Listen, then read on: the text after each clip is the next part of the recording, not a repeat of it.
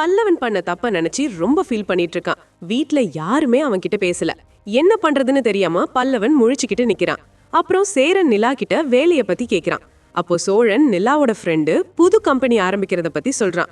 உடனே பாண்டியன் இந்த வீட்டு பத்திரத்தை அடமானம் வச்சு பணம் ரெடி பண்ணலான்னு சொல்றான்.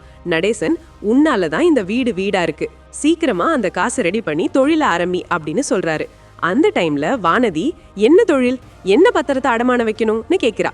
உடனே சோழன் நடந்ததெல்லாம் சொல்றான். இதனால வானதிக்கு பயங்கர கோவம் வருது. அதுக்கப்புறம் நிலா கிட்ட அந்த வேலைய பத்தி வானதி விசாரிக்கிறா. வானதி, இந்த வீட்ல எல்லாருக்கும் உன்னை பிடிக்குது, என்ன இப்படி நடத்துவாங்களான்னு தெரியல, எல்லாரும் என் மேல கோவம் தான் படுறாங்கன்னு சொல்றா. நிலா அப்படியெல்லாம் இல்லைன்னு சொல்றா.